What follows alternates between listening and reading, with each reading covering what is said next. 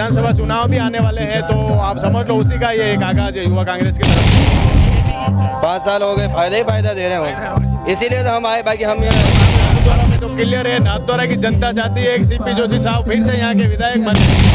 ये बात कहते हैं कि सीपी साहब थोड़े से और कोई जाता है तो डरा देते हैं, धमका देते हैं। नहीं, वो डराते नहीं है।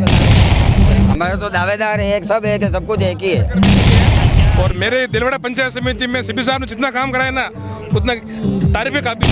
यहाँ मुद्दा तो कुछ है ही नहीं है, इतने काम हो गए कि कोई बचा ही नहीं काम ही, और मुद्दा तो कुछ है ही नहीं। क्या मुद्दा क्या बता सीपी साहब को भारी मतों से हम जिताएंगे, 30,000 पार जीतेंगे सीपी साहब की बार। कोई टक्कर में नहीं है, 30,000 पार होंगे। मुद्दा छोड़ दो हिंदू मुस्लिम का, तो उनके कोई सीटें नहीं आएगी। बस मुद्दा हिंदू मुस्लिम का, उनसे छोड़ दो, उनके पास कोई है ही नहीं। राजसमंद तो गढ़ है बीजेपी का हमेशा कभी। तो आपने प्रधान साहब लड़ेंगे तो जीतेंगे। देखो ना, आज एसआर के कॉलेज का विकास क्यों नहीं हो पाया? कैबिनेट मंत्री आए पिछली सरकार में, केंद्र में सरकार वो थी, सांसद वो थे, विधायक वो है, लेकिन आपका एसआर के कॉलेज से हमारे एसएमबी कॉलेज, मेरा छोटा भाई सुनील जोशी, उसके नेतृत्व में साहब ने कितना बड़ा विकास किया, ये मेरे को खुशी है। आज पशु चिकित्सालय राजसमंद में नहीं है, नादरा में देखो आप। जो भी अशोक गहलोत सरकार ने जो भी ये योजनाएं लागू की है वो लोगों तक पहुंचाएंगे। कांग्रेस का प्रचार होगा और जागरूक करेंगे। मुख्यमंत्री के रूप में देखेंगे सर। अच्छा, ये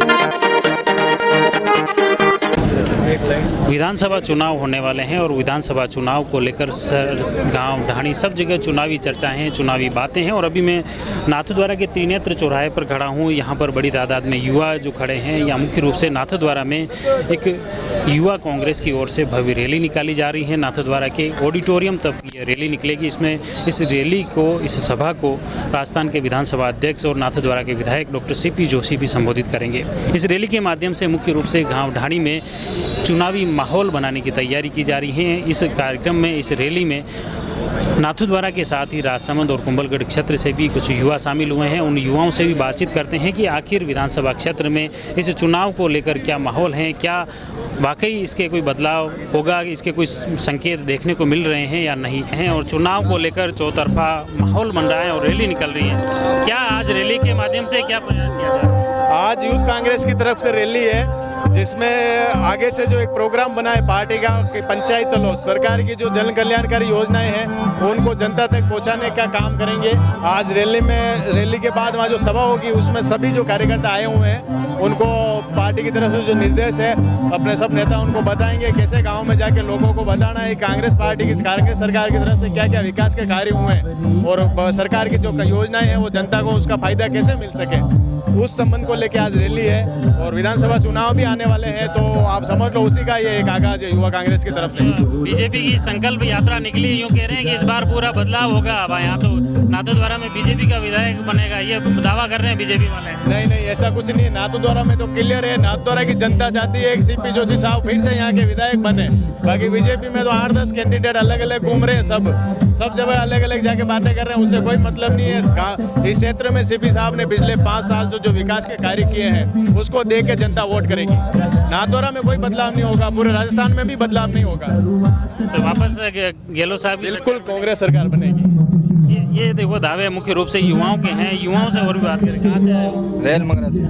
क्या क्यों आए हो? ये सीपी साहब से रैली में।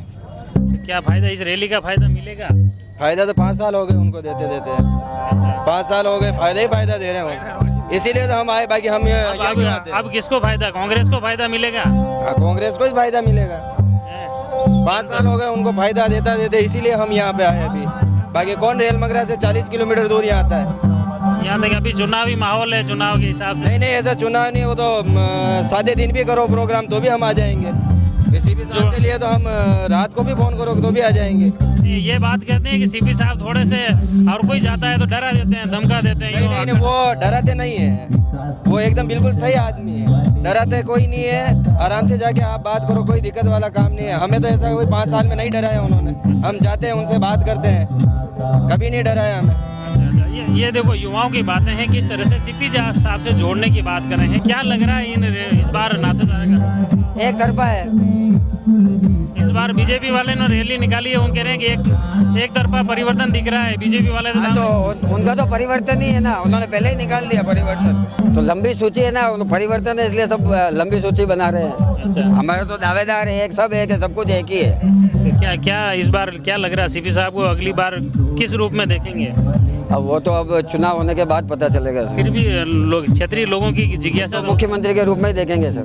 अच्छा, ये देखो मुख्य रूप से सीपी साहब के जो फॉलोवर हैं, क्षेत्रीय कार्यकर्ता हैं, वो मुख्य रूप से आने वाले विधानसभा चुनाव में उनकी भूमिका को लेकर भी ये चर्चा हो रही है कि इस बार क्या लग रहा है किस मुद्दे पे ये चुनाव लड़ा जाएगा नाथद्वारा का? इस बार जो विकास करा है सीपी साहब ने, नाथद्वारा का भविष्य देखते हुए, विद्यार्थियों के लिए जो सीपी साहब ने काम करा है उनको देखते हुए चुनाव लड़ा जाएगा और 100% सीपी साहब भारी बहुमत से चुनाव जीतेंगे। मुद्दा तो यहाँ है ही नहीं है, यहाँ मुद्दा तो कुछ है ही नहीं है। इतने काम हो गए कि कोई बचा ही नहीं काम ही, और मुद्दा तो कुछ है ही नहीं। क्या मुद्दा क्या बना हुआ है? जो काम करे हैं ये काम किसी मुख्यमंत्री होते हुए भी इतने काम करें जितने मुख्यमंत्री भी नहीं कर सकता शायद। आप पूरे 200 विधानसभा का डेटा देखो और नाथद्वारा का डेटा देख लो, आप किस लेवल का विकास हुआ है।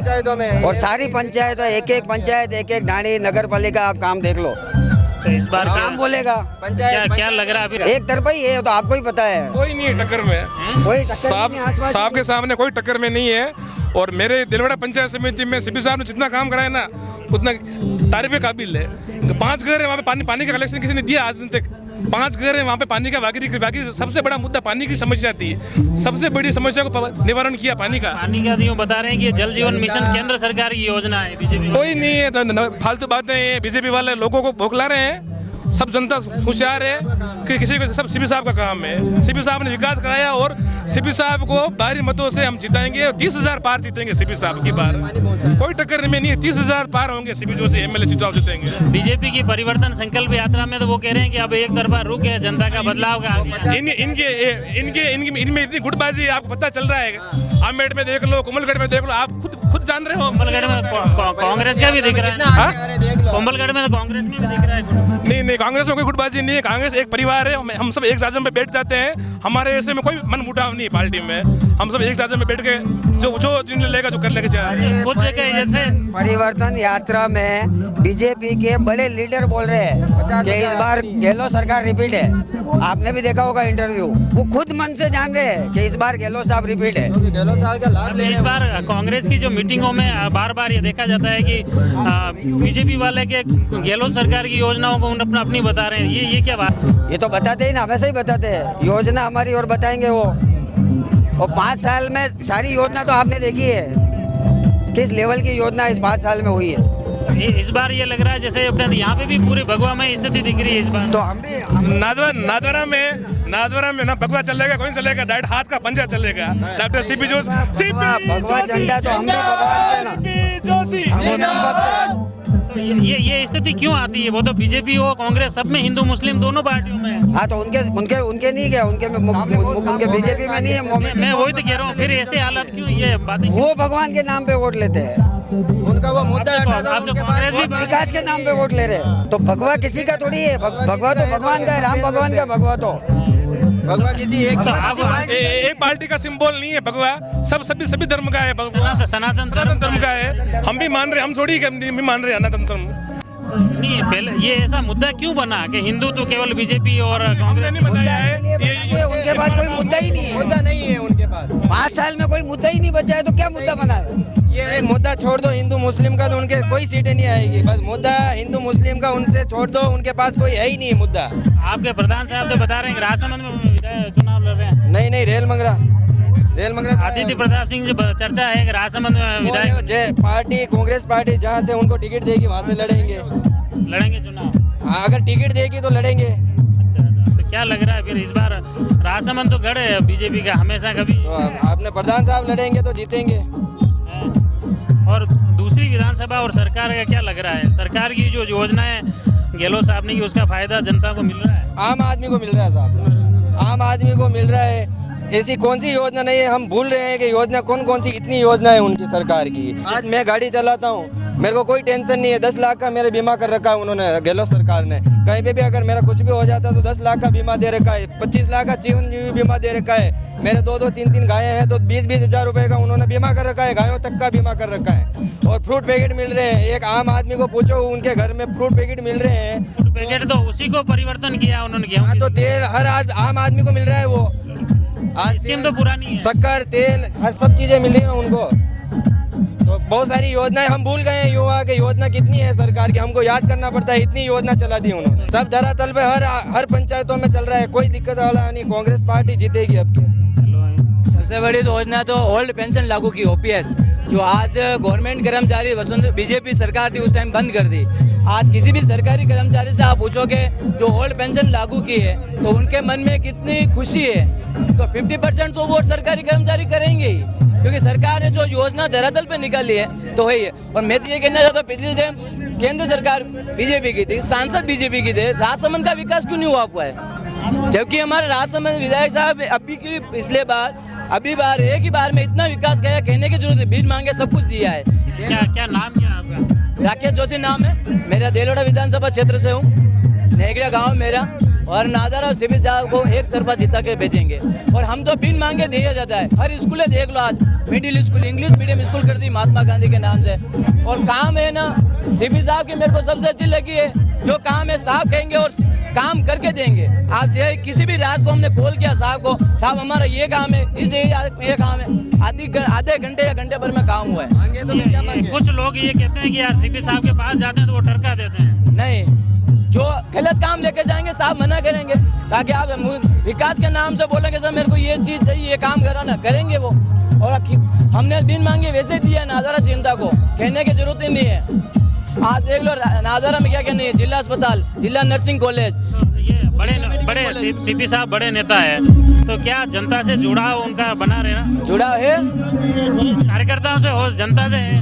कार्यकर्ता से रूबरू जो होते हैं, हम जाएं कभी मिल सकते हैं, साहब से बता सकते हैं साहब हमारी एरिया की ये समस्या है, वो हम सुनते हैं और काम करवा रहे हैं। आप देख लो ना, आज एसआर के कॉलेज का विकास क्यों नहीं हो पाया? कैबिनेट मंत्री आपके ही थे गेट में, पिछली सरकार में, केंद्र में सरकार वो थी, सांसद वो थे, विधायक वो है, लेकिन आपका एसआर के कॉलेज से हमारे एसएमबी कॉलेज, मेरा छोटा भाई सुनील जोशी, उसके नेतृत्व में साहब ने कितना बड़ा विकास किया, ये मेरे को खुशी है।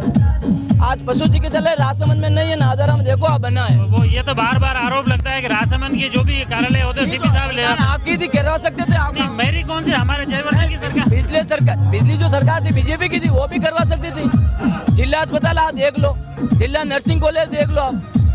तो साधारण की जनता को साहब ने और बिन मांगे सब कुछ दिया। रेल मंगरा में कॉलेज देख लो आप, ITI कॉलेज खोला, खमनौर में कॉलेज देख लो आप। तो सर काम कराने, विकास के मुद्दे पे काम है और विकास के साथ जनता खड़ी है। और कोई लग रहा है युवाओं में आक्रोश है क्या? पब्लिक अभी सरकार की योजनाएं पब्लिक तक पहुंची कि नहीं पहुंची? पहुंच गई है, क्यों नहीं पहुंची? हम काम कर रहे हैं, सब जान रहे, कर रहे हैं। मेरे को गुस्सा, आप यूँ लग रहा है गुस्से में बोल रहे हो। नहीं, गुस्से में नहीं, हम तो सर विकास के मुद्दे पे। यूँ लग रहा है कि पीड़ा है आपको, योजनाएं काम कर रही है कि सरकार, लेकिन जनता तक पहुंच नहीं है। नहीं पहुंचे, हम तो पहुंचा रहे, हम तो खुद काम कर रहे, कार्यकर्ता हैं। आज से क्या, सबसे हमारे पूर्वज है, हम काम ही कर रहे हैं और सबके साथ चल रहे हैं। और मैं तो सबसे मेन मुद्दा विकास के नाम पे है। आप कौन सा भी एरिया देख लो आप, ये देखो, मुख्य रूप से कार्यकर्ता है, इन कार्यकर्ताओं की बातें हैं मुख्य रूप से।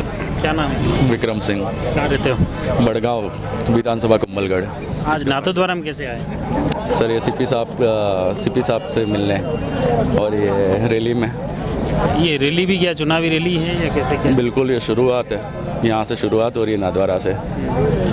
तो इस रैली के माध्यम से क्या प्रयास होंगे, किस तरह से लोगों को जागरूक करने के प्रयास किए जाएंगे? सर जो भी अशोक गहलोत सरकार ने जो भी ये योजनाएं लागू की है वो लोगों तक पहुंचाएंगे, कांग्रेस का प्रचार होगा और जागरूक करेंगे लोगों को। युवाओं की जो बातें हैं, युवा निश्चित तौर से नाथद्वारा विधानसभा क्षेत्र में बताया जा रहा है कि इस बार फिर से सीपी जोशी विधायक बनेंगे। आप जुड़े रहिए जयवर्धन न्यूज के साथ, धन्यवाद। जिंदाबाद सीपी जोशी, जिंदाबाद सीपी जोशी, जिंदाबाद यूथ कांग्रेस, जिंदाबाद यूथ कांग्रेस, जिंदाबाद यूथ कांग्रेस, जिंदाबाद यूथ कांग्रेस, जिंदाबाद।